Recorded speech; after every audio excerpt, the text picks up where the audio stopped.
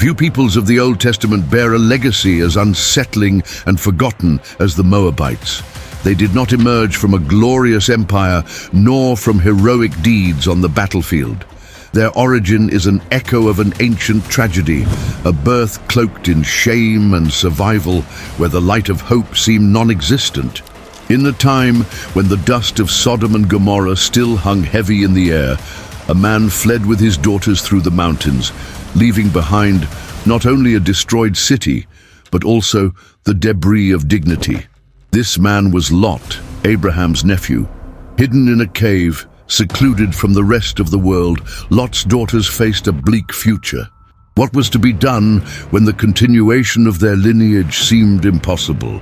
Consumed by fear-driven reason, they made a desperate decision to inebriate their father and conceive children with him. From this union, 2 sons were born, Moab and Ben-Ami. Moab would become the ancestor of a people whose origins, though controversial, would profoundly mark the history of Israel and even the very plan of God's salvation. The birth of a nation arising from a human and moral error is not merely a narrative detail.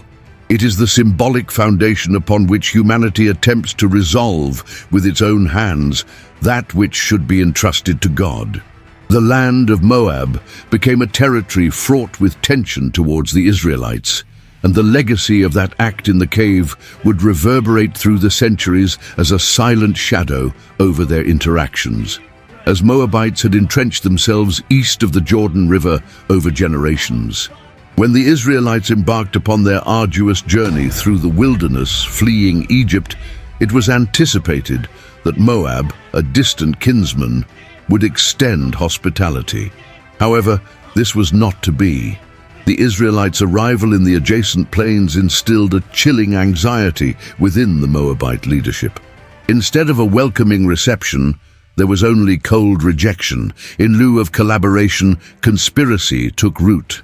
Balak, king of Moab, found no other recourse but to turn to the spiritual realm for an advantage. He hired Balaam, a renowned seer, with the task of cursing Israel. Yet something extraordinary transpired. God intervened.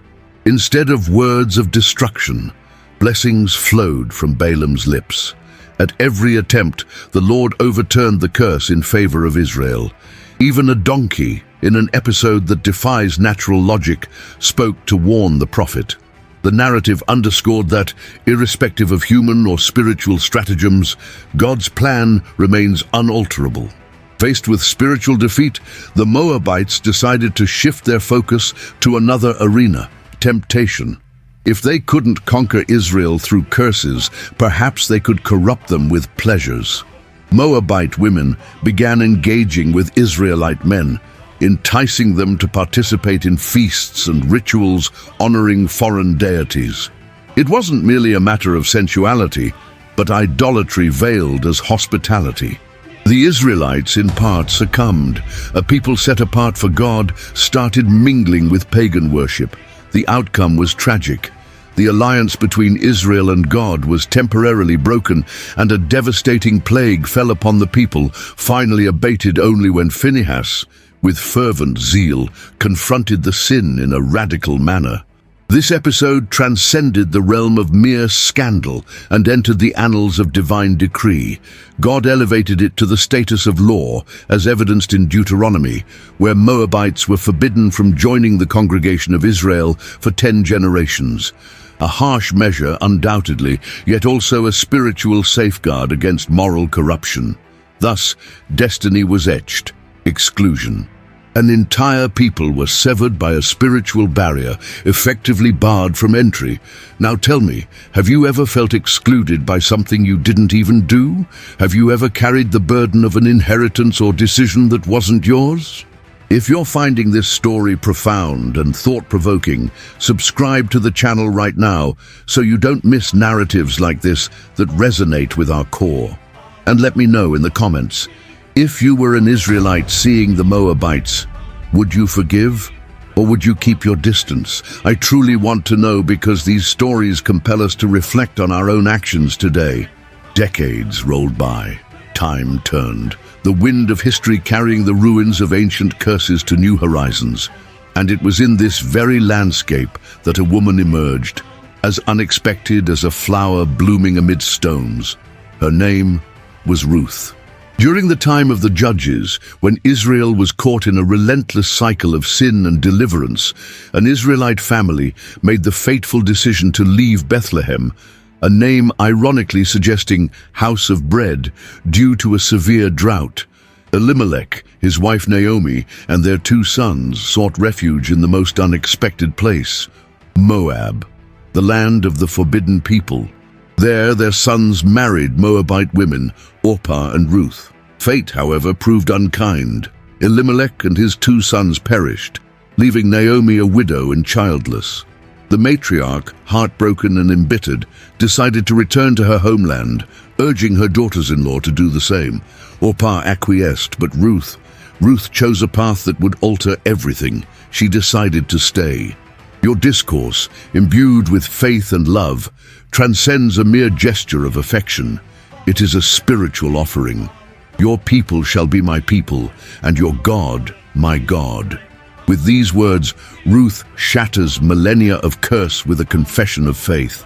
She relinquishes the Moabite pantheon, renounces her heritage, and embraces the God of Israel, not out of obligation, but out of conviction. The return journey to Bethlehem was not merely geographical, but theological. A woman from a rejected nation walked alongside a bitter Israelite, carrying within her a heart ready to begin anew. Upon arriving in Bethlehem, Ruth offered her services in the fields, gathering the fallen grain from the reaper's hands. It was an act of humility and survival, but also of dignity. She did not beg for alms. She desired to contribute with effort and honor. It was amidst the weariness of the scorching days and the quietude of the fields that she caught Boaz's eye. Boaz, a man renowned for his righteousness and standing, was a kinsman of Elimelech. Upon observing Ruth's unwavering devotion, he became captivated not only by her beauty, but also by her profound integrity. He delved into her narrative, her sacrifice, her unwavering faith. Over time, Boaz fulfilled his role as redeemer, a pivotal figure in Israelite tradition, where a close relative could rehabilitate a destitute family by marrying the widow. The marriage between Ruth and Boaz was more than a romantic union. It was the redemption of a lineage, the restoration of an ancient hope. From this union was born Obed, father of Jesse, father of David. That's right, the Moabite Ruth became the great-grandmother of King David, and later her name would appear in the Gospel of Matthew among the ancestors of Jesus Christ. The woman from the forbidden land, branded by curses, now found herself woven into the lineage of the Savior. Grace triumphed over exclusion. Love conquered prejudice, and faith was rewriting history. What does this story teach us? That the laws of God are holy, yet His mercy transcends human comprehension. That the legacy of a people does not dictate the fate of a single heart. That the grace of God extends even to those who seem destined for eternal damnation. The Moabites began their history in the darkness of a cave, born from a transgression, yet they ended with a woman redeemed in a field, enveloped by love and faith. Ruth is a timeless testament that God sees us not merely as products of our past, but as seeds of the future. Her name stands tall above the ruins of shame. She did not deny who she was, but chose in what to believe. The God of Israel, who judged with righteous justice, was also the same who restored with unwavering love. Today, many carry the weight of difficult stories, families scarred by mistakes, and intricate roots. Yet the story of Ruth shows us that this does not define who you will become. Redemption exists. A fresh start exists. There is a Boaz waiting to redeem. If this script touched your heart, subscribe to the channel right now. Here, every biblical story becomes an invitation to reflection and transformation. And tell me in the comments, what has been your experience with God's grace in your life? Have you ever felt excluded and yet found yourself included by God? Share your story with us. Your story can illuminate the path for another person. May the Lord's blessings be upon you, and until our next journey.